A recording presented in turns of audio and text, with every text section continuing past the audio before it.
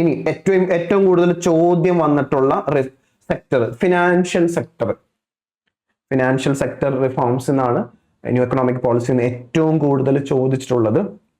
അപ്പൊ ഈ ഫിനാൻഷ്യൽ സെക്ടറിൽ റിഫോംസ് കൊണ്ടുവരുന്നതിന്റെ ഭാഗമായിട്ട് ഗവൺമെന്റ് ഒരു ഇമ്പോർട്ടൻറ്റ് കമ്മിറ്റിയെ സെറ്റപ്പ് ചെയ്തിരുന്നു. കമ്മിറ്റിന്റെ പേരാണ് Narasimhan committee on the financial system. Okay, 1991 നമ്മൾ പിന്നീട് 98 സെറ്റപ്പ് ചെയ്തിട്ട് നമുക്ക് അത് അത്ര ഇമ്പോർട്ടൻ്റ് അല്ല. 91 നരസിംഹൻ കമ്മിറ്റി എന്ത് റെക്കമെൻഡേഷൻ കൊടുത്തു അതിനെ ബേസ് ചെയ്തിട്ടാണ് PSC ചോദ്യങ്ങളൊക്കെ ചോദിച്ചിട്ടുള്ളത്. അപ്പൊ 91 Narasimhan committee on the financial system പറഞ്ഞു എന്താ പറഞ്ഞത്, നമ്മുടെ ഇന്ത്യൻ ബാങ്കിങ് സെക്ടറിൽ ഈ കമ്മിറ്റി പറഞ്ഞൊരു പ്രധാന കാര്യമാണ് ഇന്ത്യൻ ബാങ്കിങ് സെക്ടറിൽ കുറെ റിജിഡിറ്റീസ് ഉണ്ട്, സ്ട്രക്ചറൽ റിജിഡിറ്റീസ് ഉണ്ട്. അപ്പൊ ഇതൊക്കെ എന്ത് ചെയ്യണം, റിമൂവ് ചെയ്യണം.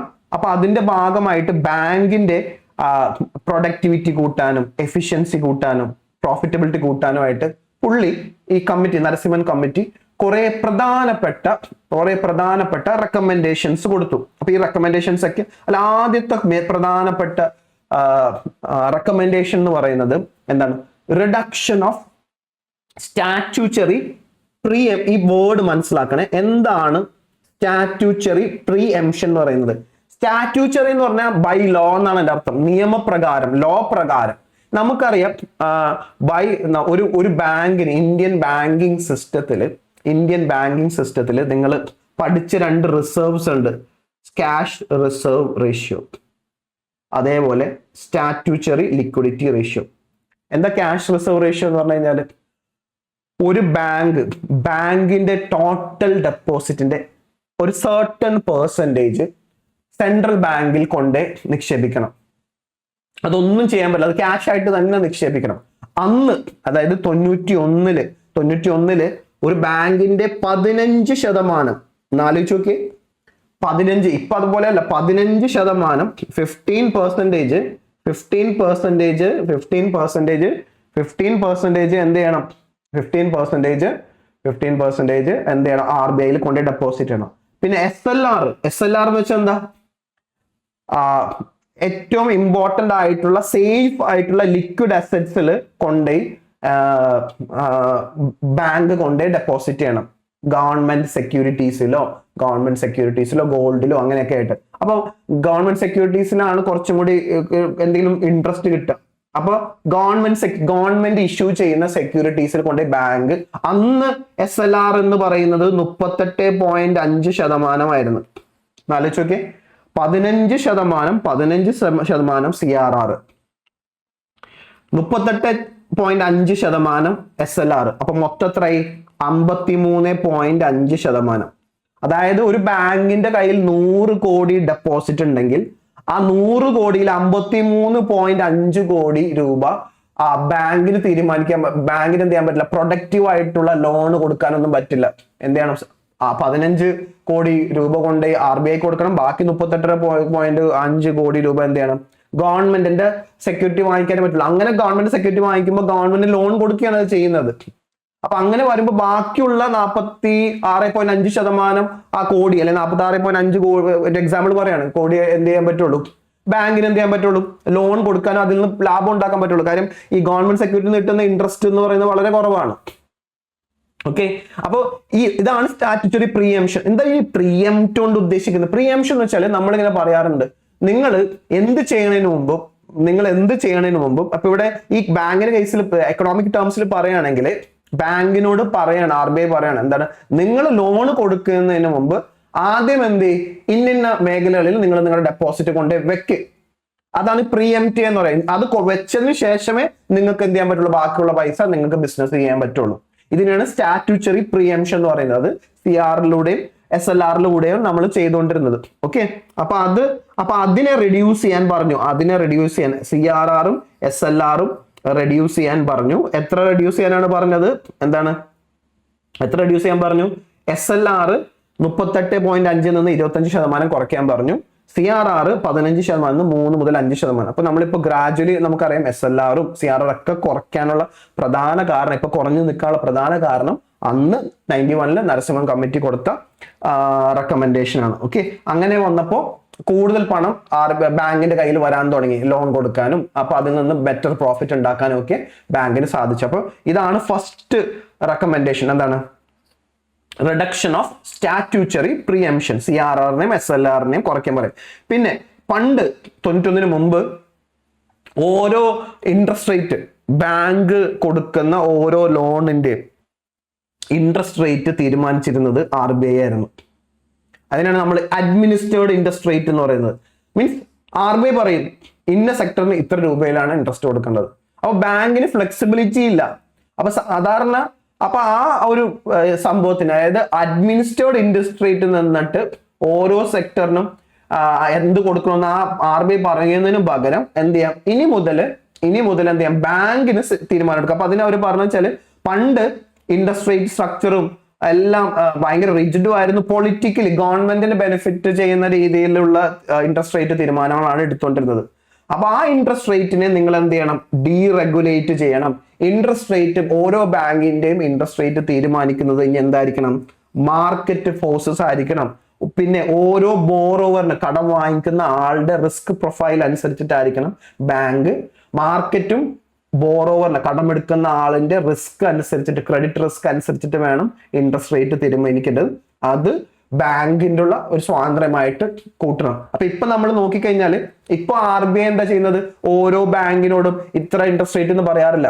RBI എന്ത് ചെയ്യും, ഒരു common policy rate, repo rate fix ചെയ്യും. അപ്പൊ അതിന്റെ അടിസ്ഥാനത്തിൽ അതിന്റെ മേലെ എത്ര വേണമെങ്കിലും ബാങ്കിന് എന്ത് ചെയ്യാം, പ്രൊപ്പോർഷണൽ ആയിട്ട് ബാങ്കിന് തീരുമാനിക്കാം. അപ്പൊ ഇനിയിപ്പോ പല ബാങ്ക്സ് ഉള്ളതുകൊണ്ട്, പബ്ലിക് സെക്ടർ ബാങ്ക്സ് ഉണ്ട്, പ്രൈവറ്റ് സെക്ടർ ബാങ്ക്സ് ഉണ്ട്, അപ്പൊ ഈവൻ ഫോറിൻ ബാങ്ക്സ് ഉണ്ട്. അപ്പൊ അവർക്ക് എന്ത് ചെയ്യാം, കസ്റ്റമേഴ്സിന് അവര് തീരുമാനിക്കട്ടെ ഏത് ഇൻട്രസ്റ്റ് റേറ്റിൽ ഓരോ കസ്റ്റമറെ പിടിക്കണമെന്നുള്ളത്. അപ്പൊ അങ്ങനെ ഇൻട്രസ്റ്റ് റേറ്റിനെ നമ്മൾ എന്ത് ചെയ്തു, ബാങ്കിങ്ങിന്റെ ഇൻട്രസ്റ്റ് റേറ്റിനെ നമ്മൾ ഡീറെഗുലേറ്റ് ചെയ്തു. അപ്പൊ ഡീറെഗുലേഷൻ ഓഫ് ഇൻട്രസ്റ്റ് റേറ്റ് എന്ന്, അപ്പൊ അഡ്മിനിസ്ട്രേർഡ് ഇൻട്രസ്റ്റ് റേറ്റിൽ നിന്ന് എന്താണ്, അങ്ങനെ കൺട്രോൾ ഇല്ലാത്ത ഫ്രീ ആയിട്ട്, അതായത് മാർക്കറ്റ് ഡിറ്റർമൈൻഡ് ഇൻട്രസ്റ്റ് റേറ്റിലോട്ട് നമ്മൾ നീങ്ങി. അങ്ങനെ രണ്ടാമത്തെ റെക്കമെൻഡേഷൻ. ഇനി മൂന്നാമത്തെ റെക്കമെൻഡേഷൻ വെച്ചാൽ ഫിനാൻഷ്യൽ സെക്ടറിനെ ഓപ്പൺ ആക്കുക, ഫോറിൻ ഇൻവെസ്റ്റ്മെന്റിന് ഓപ്പൺ ആക്കി കൊടുക്കുക. ഓക്കെ, അപ്പൊ പണ്ട് അതുപോലെ തന്നെ ഓപ്പൺ ആക്കുക വെച്ചാൽ പ്രൈവറ്റ് സെക്ടറിനും കൂടി ഓപ്പൺ ആക്കി കൊടുക്കുക. പണ്ട് ഞാൻ പറഞ്ഞില്ലേ 1969 14 ബാങ്കിനെ നാഷണലൈസ് ചെയ്തു. 1980 6 ബാങ്കിനെ നാഷണലൈസ് ചെയ്തു. അപ്പൊ അതെല്ലാം ഗവൺമെന്റ്, പ്രൈവറ്റ് ബാങ്ക്സിനെ നാഷണലൈസ് ചെയ്യാണ് ചെയ്യുന്നത്. ഇനി പറഞ്ഞു വെച്ചാൽ അപ്പൊ ഇങ്ങനെ നാഷണലൈസേഷൻ ഒക്കെ ചെയ്തപ്പോ പബ്ലിക് സെക്ടർ ബാങ്ക്സ് എന്തായി മാറി, ഹൈലി ഇൻഎഫിഷ്യന്റ് ആയി മാറി. അപ്പൊ ഈ ഇൻഎഫിഷ്യന്റ് ആയിട്ടുള്ള പബ്ലിക് സെക്ടർ ബാങ്ക് എന്ത് ചെയ്യുന്നില്ല, ടെക്നോളജിക്കൽ ഇംപ്രൂവ്മെന്റ് ഒന്നും, ടെക്നോളജിക്കൽ ആയിട്ട് കമ്പ്യൂട്ടറൈസേഷൻ അങ്ങനെ ഒന്നും ചെയ്യുന്നില്ല. ആ കാലഘട്ടത്തിലാണ് പറഞ്ഞത് പുവർ കസ്റ്റമർ സർവീസ് ആണ്. ഓക്കെ, ആ പണ്ട് 91 മുമ്പ് എന്നൊക്കെ പറഞ്ഞു കഴിഞ്ഞാൽ ഗവൺമെന്റ് ബാങ്കിലൊക്കെ പോയി കഴിഞ്ഞാൽ ഗവൺമെന്റ് ഓഫീസിൽ പോകുന്നതിനെക്കാട്ടി കഷ്ടമായിരുന്നു. ഓക്കെ, അതെല്ലാം മാറി. അപ്പൊ റിഫോംസ് വന്നോടുകൂടി അപ്പൊ ഇങ്ങനെ ഈ പബ്ലിക് സെക്ടറിന് മാത്രമുള്ള ഈ മോണോപോളി ബ്രേക്ക് ചെയ്യാൻ നരസിംഹൻ കമ്മിറ്റി റെക്കമെൻഡ് ചെയ്തു. ഗവൺമെന്റ് അത് ആക്സെപ്റ്റ് ചെയ്യുകയും ചെയ്തു. അപ്പൊ അതിന്റെ ഭാഗമായിട്ട് നമ്മൾ എന്ത് ചെയ്തു, ഓപ്പൺ ആർക്കൊക്കെ, പ്രൈവറ്റ് സെക്ടർ ബാങ്ക്സിനും ഫോറിൻ ബാങ്ക്സിനും ലിബറൽ ആയിട്ടുള്ള എൻട്രി നോംസ്. അപ്പൊ ഒരു പ്രൈവറ്റ് ബാങ്ക് സെറ്റപ്പ് ചെയ്യാൻ അല്ലെങ്കിൽ ഒരു ഫോറിൻ ബാങ്കിന് ഇന്ത്യയിൽ ഇത് തുടങ്ങാനൊക്കെ ഒരു ലിബറൽ നോമാണ് പിന്നീട് ഗവൺമെന്റ് ഈ റെക്കമെൻഡേഷൻ ആക്സെപ്റ്റ് ചെയ്തിട്ട് ഇംപ്ലിമെന്റ് ചെയ്തത്. അപ്പൊ ഇപ്പൊ എല്ലാവർക്കും ഒരേ ലെവൽ പ്ലേയിങ് ഫീൽഡാണ്. എല്ലാവർക്കും ഒരേ, ആര് ഗവൺമെന്റ് പബ്ലിക് സെക്ടർ ബാങ്കിന് സപ്പോർട്ട് ചെയ്യില്ല. അപ്പൊ പബ്ലിക് ബാങ്ക് ആണെങ്കിലും ശരി, പ്രൈവറ്റ് ബാങ്ക് ആണെങ്കിലും ശരി, ഫോറിൻ ബാങ്ക് ആണെങ്കിലും ശരി, എല്ലാവർക്കും ഒരേ റെഗുലേറ്ററി പ്രൊസീജിയർ, ഒരേ റെഗുലേറ്ററി മീൻസ് ആ റൂൾസ് ഫോളോ ചെയ്യണം. എല്ലാവരും ഒരേപോലെയാണ് കണ്ടത്. ഇനി കസ്റ്റമർ തീരുമാനിക്കും ഏത് ബാങ്കിൽ അക്കൗണ്ട് തുടങ്ങണം, ഏത് ബാങ്കിൽ പോയി ലോൺ എടുക്കണമെന്നുള്ളത് കസ്റ്റമറുടെ കൺവീനിയൻസ് അനുസരിച്ച് തീരുമാനിക്കും. അപ്പൊ ഇതാണ് opening up the banking sector എന്ന് പറയുന്നത്. നാലാമത്, ബാങ്കിന്റെ ഒരുപാട് ലോസ് മേക്കിംഗ്, പബ്ലിക് സെക്ടർ ബാങ്കിൽ ഇൻഎഫിഷ്യൻ എന്ന് പറയുമ്പോൾ കുറെ ബാങ്ക്സ് ലോസ് മേക്കിംഗ് ആയി. അപ്പൊ ഇവിടെ ബാങ്കിനെ കൂടുതൽ എന്ത് ചെയ്യണം, കൂടുതൽ ശ്രദ്ധിക്കണം. അപ്പൊ അതായത് ബാങ്കിന്റെ ഇൻകം, ബാങ്ക് എങ്ങനെയാണ് ഇൻകം ഉണ്ടാക്കുന്നത് അത് ബാങ്ക് വ്യക്തമായിട്ട് പറയണം. ബാങ്കിന്റെ ഓരോ അസറ്റ്സും, ഇവിടെ ബാങ്കിന്റെ മേജർ അസറ്റ്സ് എന്ന് പറയുന്നത് ലോൺസ് ആണ്. ലോൺ, ബാങ്കിന്റെ വരുമാനം കിട്ടുന്നപ്പോഴാണ്, ബാങ്ക് ലോൺ കൊടുക്കുമ്പോഴാണ്. അപ്പൊ ബാങ്കിന്റെ മേജർ അസറ്റ് എന്ന് പറയുന്നത് ലോൺ ആണ്. ഈ ലോൺസിനെ ക്ലാസിഫൈ ചെയ്യണം. അതായത് റിസ്ക് ഉള്ള ലോൺ ആണെങ്കിൽ അത് റിസ്ക് ഇത്ര, അല്ലെങ്കിൽ സേഫ് ലോൺ ആണെങ്കിൽ ഇത്. അപ്പോൾ നമുക്കറിയാം ജെന്യൂൻ ആയിട്ട് കൃത്യമായിട്ട് ലോൺ അടക്കുന്നവർക്ക് ലോൺ കൊടുക്കുകയാണെങ്കിൽ അത് സേഫ് ലോൺ എന്ന് പറയും. മറിച്ച് റിസ്കി ബോറോവേഴ്സിന് നമ്മൾ ലോൺ കൊടുക്കുമ്പോൾ അതിന്റെ റിസ്ക് റേറ്റും അങ്ങനെ. അപ്പൊ അങ്ങനെ ബാങ്കിന്റെ ലോണിനെ ക്ലാസിഫൈ ചെയ്യണം. അപ്പൊ കുറച്ചും കൂടി ഒരു ബാങ്കിന്റെ സ്ട്രെങ്ത്, അതായത് ബാങ്ക് ലാഭത്തിലാണോ നഷ്ടത്തിലാണോ, ബാങ്ക് പൊളിയാൻ സാധ്യത ഉള്ളതാണോ എന്നൊക്കെ നമുക്ക് എന്ത് ചെയ്യാൻ പറ്റും, മനസ്സിലാവും. അപ്പോൾ എത്ര ബാങ്കിന് എത്ര ഇൻകം ഉണ്ട്, ബാങ്കിന്റെ അസറ്റ്സ് പ്രോപ്പർലി ക്ലാസിഫൈഡ് ആണോ, അതേപോലെ തന്നെ ബാങ്കിന് സഫീഷ്യന്റ് ആയിട്ടുള്ള ക്യാപിറ്റൽ ഉണ്ടോ. അതായത് ഒരു ഈവൻ ഒരു ഷോക്ക് വന്നാൽ പെട്ടെന്ന് ജനങ്ങൾ ആ ബാങ്കിൽ നിന്ന് വിഡ്രോ ചെയ്താലും ബാങ്കിന് സഫീഷ്യന്റ് ആയിട്ട് ക്യാപിറ്റൽ ഉണ്ടോ എന്ന് നോക്കാനുള്ള, അപ്പൊ അത് കുറച്ചും കൂടി സ്ട്രിഞ്ചന്റ് നോംസ് കൊണ്ടുവരാൻ, അതായത് income recognition, asset classification, capital advocacy norms ഒക്കെ സ്ട്രിഞ്ചന്റ് ആയിട്ട് ഫോളോ ചെയ്യാൻ വേണ്ടിയുള്ള റെക്കമെൻഡേഷൻസ് നരസിംഹം കമ്മിറ്റി കൊണ്ടുവന്നു. അതിന്റെ ഭാഗമായിട്ട് ബാങ്ക് മീൻസ് അതിന്റെ മെയിൻ കാരണം എന്ന് വെച്ചാൽ ഞാൻ പറഞ്ഞില്ല, പല പബ്ലിക് സെക്ടർ ബാങ്കും പൊളിറ്റിക്കൽ ഇന്റർഫറൻസ് കാരണം പൊളിറ്റീഷ്യൻ പറയുന്ന പലർക്കും ലോൺ കൊടുക്കും. ഇവരാരും ഗവൺമെന്റ് ബാങ്ക് ആയതുകൊണ്ട് ഇവരാരും എന്തെയില്ല, ലോൺ തിരിച്ചടക്കില്ല. അങ്ങനെ ലോൺ എന്തായി മാറും, ബാഡ് ലോൺ ആയി മാറും. അപ്പൊ ഉള്ള ക്യാപിറ്റൽ ഇങ്ങനെ കുറഞ്ഞുകൊണ്ടേയിരിക്കുകയായിരുന്നു ബാങ്കിന്. അപ്പൊ നമ്മൾ ഒരു ബാങ്ക് ഒരു പ്രോപ്പർ ക്യാപിറ്റൽ റിസർവ്സ് മെയിൻറ്റെയിൻ ചെയ്തിരുന്നില്ല, ഒരുപാട് ബാഡ് ലോൺസ് ഉണ്ടായിരുന്നു. ഇതെല്ലാം എന്ത് സംഭവിച്ചു, ബാങ്കിന്റെ ഫിനാൻഷ്യൽ ഹെൽത്തിനെ ബാധിച്ചു. അപ്പോൾ ബാങ്കിനെ ഫിനാൻഷ്യലി ഹെൽത്തി ആക്കാൻ വേണ്ടിയിട്ടാണ് നരസിംഹം കമ്മിറ്റി ഇങ്ങനെ റെക്കമെൻഡ് ചെയ്തത്. എന്താണ്, ഇൻകം റെക്കഗ്നൈസ് ചെയ്യണം, അസറ്റ് ക്ലാസിഫൈ ചെയ്യണം.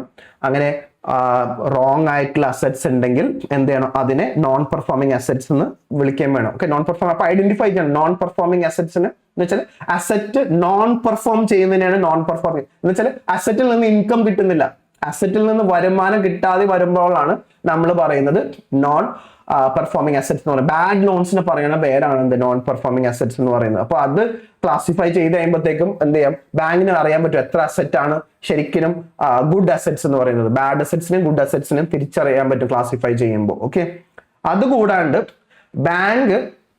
ബാങ്കുകൾ ഇന്റർനാഷണൽ ബാങ്കിങ് നോംസ് ഉണ്ട്. ഒരു ഇന്റർനാഷണൽ ബാങ്ക് ഉണ്ട്, സെൻട്രൽ ബാങ്കിനെ റെഗുലേറ്റ് ചെയ്യുന്ന ബാങ്ക് ഉണ്ട് സ്വിറ്റ്സർലാൻഡിൽ, ബാങ്ക് ഫോർ ഇന്റർനാഷണൽ സെറ്റിൽമെന്റ് എന്ന് പറയും. ഓക്കെ, അവരൊരു ഗ്ലോബൽ സ്റ്റാൻഡേർഡ്സ് നിശ്ചയിച്ചിട്ടുണ്ട്. ഓരോ ബാങ്കിങ് സെക്ടറിലുള്ള ബാങ്കുകൾക്കും എത്ര ക്യാപിറ്റൽ വേണം. അപ്പൊ ആ ബാങ്കിങ് ക്യാപിറ്റൽ അവർ പറയുന്ന സഫീഷ്യന്റ് ക്യാപിറ്റൽ ഓരോ ബാങ്കിന് ഉണ്ടായാൽ മാത്രമേ ആ ബാങ്കിന്റെ ഹെൽത്തിനെസ്, അപ്പൊ capital sufficient banking capital measure ചെയ്യുന്ന ഒരു റേഷ്യോ ആണ് എന്ത്, ക്യാപിറ്റൽ അഡ്വക്കസി റേഷ്യോ എന്ന് പറയുന്നത്. അത് 8% വേണമെന്ന് പറഞ്ഞു. ഈ ഒരു ടോപ്പിക് ഇതൊക്കെ കുറച്ച് ഡീറ്റെയിൽ എക്സ്പ്ലനേഷൻ ഉള്ളതാണ്. അതാ ഞാൻ പറഞ്ഞത്, നമുക്കൊരു ടോപ്പിക് ഉണ്ട് ഫിനാൻഷ്യൽ ഇൻസ്റ്റിറ്റ്യൂഷൻസ് എന്ന് പറഞ്ഞിട്ട്. നിങ്ങളുടെ മെയിൻസിന്റെ സിലബസ് നോക്കിക്കഴിഞ്ഞാൽ ഫിനാൻഷ്യൽ ഇൻസ്റ്റിറ്റ്യൂഷൻ എന്ന് പറഞ്ഞ ടോപ്പിക് ഉണ്ട്. ഈ ഫിനാൻഷ്യൽ ഇൻസ്റ്റിറ്റ്യൂഷൻസിൽ 80% ചോദ്യം വരുന്ന 2 മേജർ ഫിനാൻഷ്യൽ ഇൻസ്റ്റിറ്റ്യൂഷൻ ഉണ്ട്. ഒന്ന് RBI ആണ്, റിസർവ് ബാങ്ക് ഓഫ് ഇന്ത്യ. പിന്നെ വരുന്നത് നബാർഡാണ്. അപ്പോൾ RBIന്റെ തന്നെ ഒരു ഫുൾ 2 hour അല്ലെങ്കിൽ അതിന് മേലുള്ള ഒരു ക്ലാസ് ഉണ്ടാവും. അപ്പൊ RBIനെ ഡീറ്റെയിൽ ആയിട്ട് ഡിസ്കസ് ചെയ്യുമ്പോൾ ഈ പറയുന്ന ക്യാപിറ്റൽ അഡ്വക്കസിയും ഡിഫറെന്റ് റേഷ്യോസ് ഒക്കെ ഞാൻ വളരെ ഡീറ്റെയിൽ ആയിട്ട് പറഞ്ഞുതരാം. അതിന് ഒരുപാട് ചോദ്യങ്ങൾ വന്നിട്ട് അതൊക്കെ നമുക്ക് ആൻസറും ചെയ്യാം. ഇപ്പൊ തൽക്കാലം മനസ്സിലാക്കി വെക്കാൻ വേണ്ടിയിട്ട് എന്താ അറിയാം, മീൻസ് ഒരു ബാങ്കിന്റെ ഫിനാൻഷ്യൽ ഹെൽത്ത് നോക്കുന്ന ചില ഇൻഡിക്കേറ്റേഴ്സ് ആണെന്ത്, ഒന്ന് ക്യാപിറ്റൽ അഡ്വക്കസി റേഷ്യോ, മറ്റൊന്ന് നോൺ പെർഫോമിംഗ് അസറ്റ്സ്. അപ്പൊ അങ്ങനത്തെ ഒക്കെ ഉള്ള സാധനത്തിന്, അതുപോലെ തന്നെ ആ ബാങ്കിന് പ്രോപ്പർ ഇൻകം ഉണ്ടോ, ഇൻകം റെക്കഗ്നിഷൻ. അപ്പൊ ഇതെല്ലാം കൃത്യമായിട്ട് ഫോളോ ചെയ്യണമെന്നാണ് നരസിംഹം കമ്മിറ്റി റെക്കമെൻഡ് ചെയ്തത്. ഓക്കെ, അതുകൂടാണ്ട് ഒരു ബാങ്കിന് ബാഡ് ലോൺസ് ഉണ്ടെങ്കിൽ, അതായത് വെറുതെ ലോൺ കൊടുത്തിട്ട് അതിൽ നിന്ന് ഒരു ഇൻകമോ ഒന്നും ഇല്ലാന്നുണ്ടെങ്കിൽ അതിനെ വിൽക്കാനുള്ള ഒരു സമ്പ്രദായം. അപ്പൊ കുറഞ്ഞ മീൻസ് ഇപ്പൊ ഒരു 2 ലക്ഷം രൂപയുടെ ലോൺ ബാങ്ക് ഒരു കസ്റ്റമറിന് കൊടുത്തു. ഈ ലോൺ എന്തില്ല, കസ്റ്റമർ 25,000 അടച്ചതിന് ശേഷം പിന്നെ അടയ്ക്കുന്നില്ല, അല്ലെങ്കിൽ അയാൾ പൊട്ടിപ്പോയി, ബിസിനസ് ഫെയിലറായി. അപ്പൊ ആ ബാങ്കിന് ഇനി 1.75 lakh ഇനി ലോൺ തിരിച്ചു കിട്ടാനുണ്ട്. അപ്പൊ ഇത് കിട്ടാനുള്ള സാധ്യത കുറവാണ്. അപ്പൊ ഇത് സാധാരണ ബാങ്ക് എഴുതി തള്ളാണ്. അപ്പൊ അതിന് ഒരു നരസിംഹം കമ്മിറ്റി റെക്കമെൻഡ് ചെയ്തത് ബാങ്ക് എന്ത് ചെയ്യാ, ഇങ്ങനെ ഡൗട്ട്ഫുൾ ആയിട്ടുള്ള ലോൺസിന് എന്ത് ചെയ്യുക, ഈ 1.75 കിട്ടാനുള്ളത് ഈ സാധനത്തിന് നിങ്ങൾ എന്ത് ചെയ്യുക, വേറൊരു കമ്പനിക്ക് വിൽക്കാം. ആ കമ്പനിക്ക് പറയുന്ന പേരാണ് അസറ്റ് റീകൺസ്ട്രക്ഷൻ ഫണ്ട് എന്ന് പറയും, അസറ്റ് റീകൺസ്ട്രക്ഷൻ കമ്പനീസ്. അപ്പൊ അവർക്ക് വിൽക്കുന്നത് ഈ 1.75 lakh കിട്ടാനുള്ള ലോൺ അവർ വിൽക്കുന്നത് ചിലപ്പോൾ 75,000 രൂപയ്ക്കോ അല്ലെങ്കിൽ 1 ലക്ഷത്തിനോ ആയിരിക്കും. എന്നാലും അങ്ങനെ വിൽക്കുമ്പോൾ ഈ കമ്പനി എന്ത് ചെയ്യും, ഈ പൈസ 1 ലക്ഷം രൂപ എന്ത് ചെയ്യും, കമ്പനിക്ക് ബാങ്കിന് കൊടുക്കുക. അപ്പൊ അറ്റ്ലീസ്റ്റ് 1.25 ലക്ഷം രൂപ നഷ്ടം വരേണ്ട അടുത്ത് അറ്റ്ലീസ്റ്റ് 1 ലക്ഷം കിട്ടിയിട്ട് അത് നഷ്ടം 77,000 കുറഞ്ഞു. ഇനി ഈ അസറ്റ് റീകൺസ്ട്രക്ഷൻ കമ്പനി എന്ത് ചെയ്യും? പിന്നെ ഇവരെന്ത് ചെയ്യും? ആളുകളൊക്കെ വിട്ട് ഈ ബോറോവർ എന്ത് ചെയ്യും? പൈസ തിരിച്ചു വാങ്ങിക്കും. അപ്പൊ ചിലപ്പോൾ അവർക്ക് ഇനി 1.5 ലക്ഷം കിട്ടിയാലും ഇവർക്ക് ലാഭമാണ്. മനസ്സിലാവുന്നുണ്ടോ? അപ്പൊ ഇങ്ങനെ ഒരു ഇതൊരു ഞാൻ ഈ ആളുകളെ വിടാന്നൊക്കെ പറഞ്ഞു കഴിഞ്ഞാൽ അത് ഞാൻ ഒരു ഇപ്പോഴത്തെ അവസ്ഥ പറഞ്ഞുള്ളൂ. പക്ഷെ ഇവിടെ ബേസിക് ഉദ്ദേശം എന്ന് വെച്ചാൽ ബാങ്കിന്റെ ഈ ബാഡ് ലോൺസിനെ കുറയ്ക്കാൻ വേണ്ടി സജസ്റ്റ് ചെയ്തതാണ് ഈ അസറ്റ് റീകൺസ്ട്രക്ഷൻ ഫണ്ടുകൾ. അത് റെക്കമെൻഡ് ചെയ്തു. അതുകൂടാണ്ട് ഇപ്പോ നരസിംഹം കമ്മിറ്റി അന്ന് പറഞ്ഞ ഒരു റെക്കമെൻഡേഷൻ ഇപ്പൊ ഗവൺമെന്റ് നടപ്പിലാക്കിക്കൊണ്ടിരിക്കുന്നുണ്ട്. Introducing a 4 tier banking structure. അത് നമുക്ക് ഫിനാൻഷ്യൽ ഇൻസ്റ്റിറ്റ്യൂഷനിൽ ഇമ്പോർട്ടന്റ് ആണ്. കാരണം അന്ന് 91 RBI പറഞ്ഞത് ഇപ്പൊ ഗവൺമെന്റ്, അതായത് നമുക്ക് ഇനി മുതൽ 4 കാറ്റഗറി ഓഫ് ബാങ്ക്സ് മതി. ഒന്ന്, ഒരു ഇന്റർനാഷണൽ ലെവലിൽ പോകുന്ന ഇന്റർനാഷണൽ ബാങ്കിങ് ആയിട്ട് കോമ്പീറ്റ് ചെയ്യുന്ന 3-4 large banks, 3-4 large international bank. ഇപ്പൊ ഈ നമുക്കറിയാം കുറെ ബാങ്ക് മേജേഴ്സ് ഒക്കെ ഇപ്പൊ നടക്കുന്നില്ല. അത് ആ ഒബ്ജക്റ്റീവിന്റെ ഭാഗമായിട്ടാണ്. ഇപ്പൊ സ്റ്റേറ്റ് ബാങ്ക് ഓഫ് ഇന്ത്യ ഇപ്പൊ നമ്മൾ ഒരു ഇന്റർനാഷണൽ ബാങ്ക് ആയിട്ടാണ് നമ്മൾ കൊണ്ടുവരുന്നത്. ഇപ്പൊ HDFC അല്ലെങ്കിൽ ICICI ബാങ്ക്, ഇനിയും കുറച്ച് പബ്ലിക് സെക്ടർ ബാങ്കിനൊക്കെ മെർജ് ചെയ്ത് SBI പോലെ നമ്മളൊക്കെ അത്രയും ട്രാൻസാക്ഷൻ ബേസിൽ. അപ്പൊ അങ്ങനെ അത് ഒന്ന് 4 ടയർ എന്ന് പറയുമ്പോൾ ഒന്ന് എന്താണ് ലാർജ് ഇന്റർനാഷണൽ ബാങ്ക്സ് ടോപ്പ് ലെവലിൽ. പിന്നെ എന്താണ് നാഷണൽ, അതായത് ഇന്ത്യയിൽ മാത്രം ലോൺ കൊടുക്കുന്ന നാഷണൽ പ്രസൻസ് ഉള്ള ബാങ്ക്സ്. ഇന്റർനാഷണൽ ബാങ്ക്സ് എന്താണ് ഇന്ത്യയിലും പ്രസൻസ് ഉണ്ടാവും, വെളിയിലും ബാങ്ക് പ്രസൻസ് ഉണ്ടാവും. പിന്നെ regional banks, state specific bank. ഇപ്പോ നമുക്കറിയാം ഫെഡറൽ ബാങ്ക് എന്താണ് ഒരു റീജിയണൽ ബാങ്കാണ്. കേരളത്തിലാണ് അവർ കൂടുതലും പ്രസൻസ് ഉള്ളത്. ബാക്കി ചില ഏരിയകളൊക്കെ ഉണ്ട്, പക്ഷെ മേജർ പ്രസൻസ് ഉള്ളത് എന്താണ് കേരളത്തിലാണ്, അതാണ് റീജിയണൽ. പിന്നെ rural banks, rural area focus ചെയ്തിട്ടുള്ള ബാങ്ക്. അങ്ങനെ 4 കാറ്റഗറി ഓഫ് ബാങ്ക്സ് ആണ് നരസിംഹം കമ്മിറ്റി റെക്കമെൻഡ് ചെയ്തത്. അപ്പൊ അതൊന്ന് ക്ലിയർ ആക്കി വെച്ചേക്കണം. അതായത് ഇന്റർനാഷണൽ ലെവലിലുള്ള ബാങ്ക്സ്, നാഷണൽ പ്രസൻസ് ഉള്ള ബാങ്ക്സ്, റീജിയണൽ പ്രസൻസ് ഉള്ള ബാങ്ക്സ്, റൂറൽ ബാങ്ക്സ്.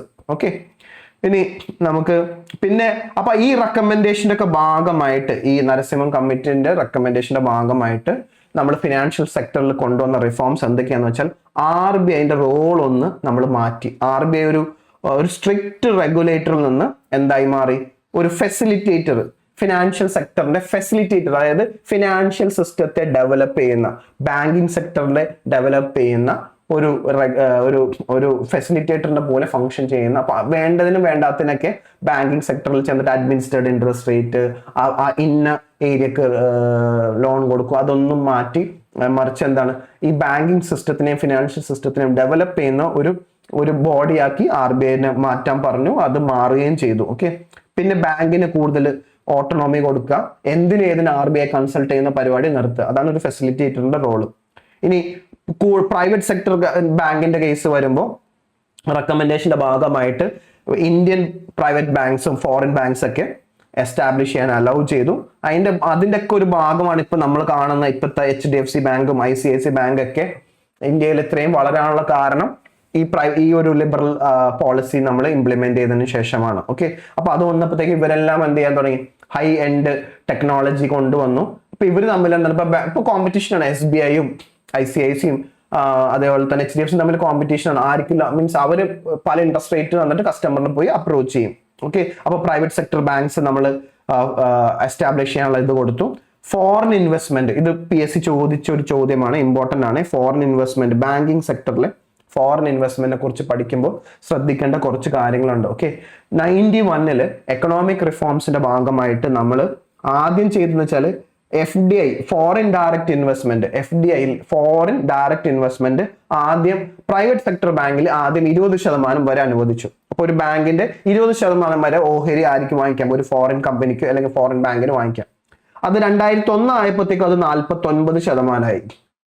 പിന്നീട് കുറച്ച് വർഷത്തേക്ക് ഇപ്പൊ നിലവിലുള്ള ഇത് PSC തെറ്റിച്ച് ചോദിച്ചു, ശ്രദ്ധിക്കണം. ഇപ്പോ foreign direct investment private sector ബാങ്കിൽ FDI എത്രയാണെന്ന് ചോദിച്ചാൽ മാക്സിമം ഹൈ 74%. 74% മാത്രമേ ഇപ്പൊ നിലവില്. അപ്പൊ തുടങ്ങിയപ്പോ എപ്പോഴായിരുന്നു? മീൻസ് റിഫോമിന്റെ ഭാഗമായിട്ട് ആദ്യം 20 ആക്കി, പിന്നെ 49 ആക്കി, ഇപ്പൊ 74 ആക്കി. അതേപോലെ ശ്രദ്ധിക്കേണ്ട കാര്യം പബ്ലിക് സെക്ടർ ബാങ്കിൽ, ഇത് പബ്ലിക് സെക്ടർ ബാങ്കിൽ നോട്ടിലല്ലേ, ഒന്ന് എഴുതി വെക്കണേ. പബ്ലിക് സെക്ടർ ബാങ്കിൽ ഇപ്പോഴും FDI 20% ആണ്. അപ്പൊ പബ്ലിക് സെക്ടർ ബാങ്കിൽ FDI 20% ആണ്, ഇപ്പോ നിലവിൽ 2026 മറിച്ച് പ്രൈവറ്റ് സെക്ടർ ബാങ്കിൽ FDI എന്താണ് 74%. ഇപ്പൊ ഫിനാൻഷ്യൽ ഇൻസ്റ്റിറ്റ്യൂഷൻ എന്ന് പറയുമ്പോൾ ബാങ്ക്സ് വേർഡ്, ബാങ്കിൽ നിന്ന് ഒരുപാട് ചോദ്യം PSC ചോദിക്കുന്നുണ്ട്. അപ്പൊ ഇത് ഈ ടോപ്പിക്ക് മാത്രമല്ല, ഫിനാൻഷ്യൽ എന്ന ഇൻസ്റ്റിറ്റ്യൂഷൻ എന്ന ടോപ്പിക്കിലും നമുക്ക് ഇമ്പോർട്ടന്റ് ആണ്. എന്തായാലും ഫിനാൻഷ്യൽ ഇൻസ്റ്റിറ്റ്യൂഷൻസും ബാങ്കിങ് സെക്ടറും പഠിപ്പിക്കുമ്പോൾ ഞാൻ ഒന്നും കൂടി അവിടെ ഡിസ്കസ് ചെയ്യും. ഇപ്പൊ ഇവിടെ ഒന്ന് കണക്ട് ചെയ്തെന്ന് മാത്രമേ ഉള്ളൂ. പിന്നെ ഫോറിൻ ഇൻവെസ്റ്റേഴ്സിന്, ഫോറിൻ ഇൻസ്റ്റിറ്റ്യൂഷണൽ ഇൻവെസ്റ്റേഴ്സ്, അപ്പൊ FDI എന്ന് വെച്ചാൽ ഡയറക്റ്റ് ഇൻവെസ്റ്റ്മെന്റ് ആണ്. അവർക്ക് ഇന്ത്യയിൽ വന്ന് ഒരു ബാങ്ക് പർച്ചേസ് ചെയ്യാം, അല്ലെങ്കിൽ ഒരു ബാങ്ക് പുതിയതായിട്ട് സെറ്റപ്പ് ചെയ്യാം, അതാണ് ഡയറക്റ്റ് ഇൻവെസ്റ്റ്മെന്റ്. മറ്റേത് ഫോറിൻ ഇൻസ്റ്റിറ്റ്യൂഷണൽ ഇൻവെസ്റ്റേഴ്സ് എന്ന് വെച്ചാൽ ഷെയർ മാർക്കറ്റിൽ പോയിട്ട്, ഫോറിനേഴ്സ് ഷെയർ മാർക്കറ്റിൽ പോയിട്ട് ഇന്ത്യൻ കമ്പനീസിന്റെ ഷെയർസ് വാങ്ങിക്കുന്നതിനാണ് ഫോറിൻ ഇൻസ്റ്റിറ്റ്യൂഷണൽ ഇൻവെസ്റ്റേഴ്സ് എന്ന് പറയുന്നത്. അപ്പോൾ ഫോറിൻ ഇൻസ്റ്റിറ്റ്യൂഷണൽ ഇൻവെസ്റ്റേഴ്സിനെ like merchant banks, mutual funds, pension funds, foreign mutual fund, ഇവർക്കൊക്കെ എന്ത് ചെയ്യാം, ഇന്ത്യൻ ഫിനാൻഷ്യൽ മാർക്കറ്റിൽ, നമ്മൾ ഇന്ത്യൻ ഫിനാൻഷ്യൽ മാർക്കറ്റിന് ഉദ്ദേശിക്കുന്നത് ഇന്ത്യൻ ഷെയർ മാർക്കറ്റ് ആണ്, അവിടെ ഇൻവെസ്റ്റ് ചെയ്യാനും നമ്മൾ അനുവദിച്ചു. ഇതാണ് ഫിനാൻഷ്യൽ സെക്ടറിൽ കൊണ്ടുവന്ന പ്രധാനപ്പെട്ട റിഫോംസ്. എപ്പോ 91 ശേഷം. ഓക്കെ, അപ്പൊ ആ 91 കൊണ്ടുവന്ന റിഫോംസ് അതൊരു കണ്ടിന്യൂസ് പ്രോസസ് ആണ്. ഇപ്പോഴും നമ്മൾ ഫിനാൻഷ്യൽ സെക്ടറിൽ നമ്മൾ റിഫോംസ് കണ്ടിന്യൂ ചെയ്യുന്നുണ്ട്. ഓക്കെ, ഇത് 2024 ചോദിച്ച PSC ചോദിച്ച ഒരു ചോദ്യമാണ്. ഇന്ന് ശ്രദ്ധിച്ച് 3 സ്റ്റേറ്റ്മെന്റ് ക്വസ്റ്റ്യൻ ആണ്. എല്ലാവരും ഓരോ സ്റ്റേറ്റ്മെന്റ് ഒന്ന് ശ്രദ്ധിച്ച് വായിച്ചിട്ട് ഇതൊന്ന് ആൻസർ ചെയ്തേ. തേർഡ് സ്റ്റേറ്റ്മെന്റ് ഞാൻ പറഞ്ഞു, ആദ്യം 20%, പിന്നെ അത് 49 പിന്നെ മാക്സിമം ഇപ്പൊ എത്ര കിടക്കുന്നത് 74%. അപ്പോ വാസ് റേസ് ടു 75% എന്ന് പറയുന്നത് തെറ്റല്ലേ ഫോറിൻ ഇൻവെസ്റ്റ്മെന്റ്?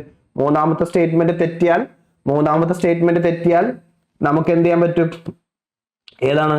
D ഒരിക്കലും ആൻസർ വരില്ല, C ഒരിക്കലും ആൻസർ വരില്ല, B ഒരിക്കലും ആൻസർ വരില്ല. ആൻസർ എന്തേ വരുള്ളൂ?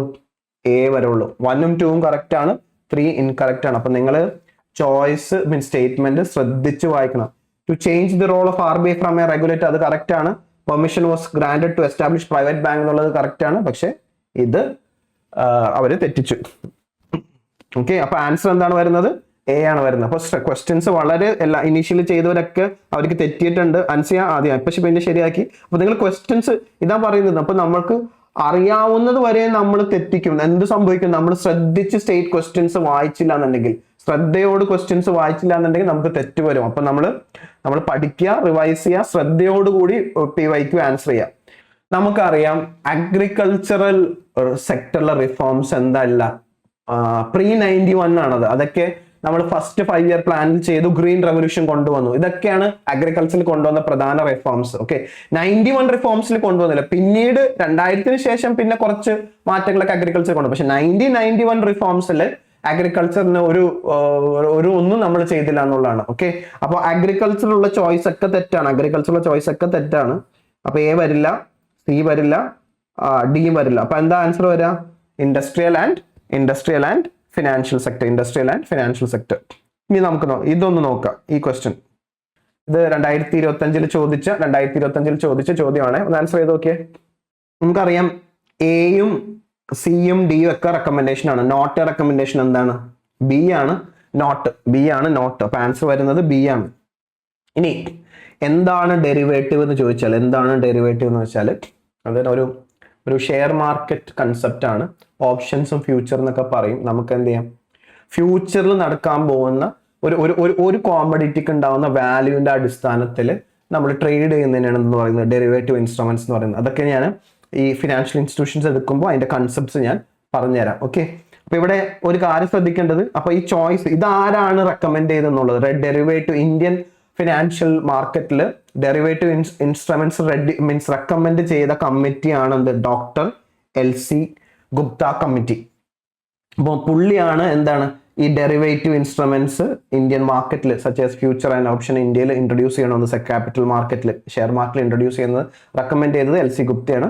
അപ്പൊ ആ പുള്ളി ഇതിനെ അപ്പോയിന്റ് ചെയ്തത് SEBI ആണ്, RBI അല്ല, SEBI ആണ് ഇത് അപ്പോയിന്റ് ചെയ്തത് 1996. അത് 98 റിപ്പോർട്ടിലാണ് ഈ ഒരു സജഷനും ഡെറിവേറ്റീവ് ട്രേഡിങ്ങിനെ കുറിച്ച് സജസ്റ്റും ചെയ്തത്. അപ്പം ഈ കമ്മിറ്റി ഒന്ന് ഓർത്ത് വെക്കുക. ഇത് ഞാൻ പറയുന്നത് വെച്ചാൽ നമുക്ക് എന്തുണ്ട്, ഫിനാൻഷ്യൽ ഇൻസ്റ്റിറ്റ്യൂഷൻസിൽ സെബിയെയും സ്റ്റോക്ക് മാർക്കറ്റ് ഒക്കെ പഠിക്കുമ്പോൾ ഇതൊന്ന് അറിഞ്ഞിരിക്കണം കേട്ടോ. ഇത് കണക്ട് ചെയ്താൽ മതി. ഇത് നരസിംഹൻ കമ്മിറ്റിയെ ബേസ് ചെയ്തിട്ട് 2026 ചോദിച്ച ചോദ്യമാണ്.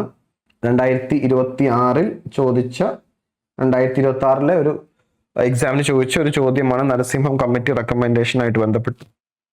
ഒന്ന് ആൻസർ ചെയ്ത് നോക്കിയാൽ 3 സ്റ്റേറ്റ്മെന്റ് ഒന്ന് ശ്രദ്ധിച്ച് വായിക്കാം, എന്നിട്ട് നിങ്ങളൊന്ന് ആൻസർ ചെയ്യാം. സ്റ്റേറ്റ്മെന്റ് 1 ശരിയാണോ? The committee Narasimham committee recommended introduction of Prudential norms income recognition. അത് ശരിയാണ്. Asset classification, capital advocacy.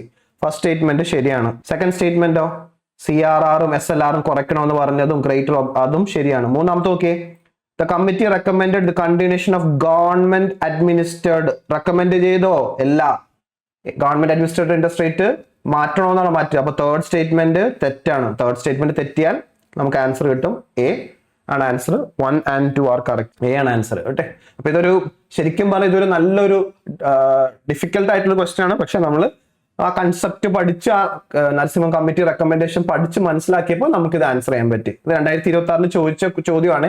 ഇതേപോലത്തെ ക്വസ്റ്റ്യൻസ് നിങ്ങൾക്ക് ഇപ്പോൾ ഒരു ഡിഫിക്കൽട്ട് ആയിട്ടൊരു ചോദ്യം വരികയാണെങ്കിൽ ഇങ്ങനത്തെ ടൈപ്പ് ക്വസ്റ്റ്യനേ വരുള്ളൂ. അപ്പൊ ഇങ്ങനത്തെ നമ്മൾ കൺസെപ്റ്റ് ക്ലിയർ ആയിട്ട് പഠിച്ചു കഴിഞ്ഞാൽ ഇത്രയും ഡിഫിക്കൽട്ട് ക്വസ്റ്റ്യൻ ചോദിച്ചാലും നിങ്ങൾക്ക് എന്ത് ചെയ്യാൻ പറ്റും? ആൻസർ ചെയ്യാൻ പറ്റും. ഈ ക്വസ്റ്റ്യൻ ഒന്ന് ആൻസർ ചെയ്ത് നോക്കിയേ. ഈ ക്വസ്റ്റ്യൻ ഇത് നിങ്ങളെ പഠിപ്പിക്കാത്ത കുറച്ച് കാര്യമാണ്, എന്നാലും ഒന്ന് ആൻസർ ചെയ്യാൻ ശ്രമിക്കും. Which of the following is not related to the new economic policy in India? നമുക്കറിയാം 91 അത് സ്റ്റാർട്ട് ചെയ്തത്. അത് കറക്റ്റ് ആണ്. ഗ്ലോബലൈസേഷൻ ഉണ്ട്. LPG ന്യൂ എക്കണോമിക് പോളിസിന്റെ ഒരു മേജർ പില്ലറാണ് LPG. നരസിംഹ റിപ്പോർട്ട് ഉണ്ട്. Financial system. അപ്പോൾ ഇല്ലാത്ത 1ഉം 2ഉം 3ഉം ചോയ്സിൽ വരാൻ പാടില്ല. A വരാൻ പാടില്ല, 2 വരാൻ പാടില്ല, 3ഉം വരാൻ പാടില്ല.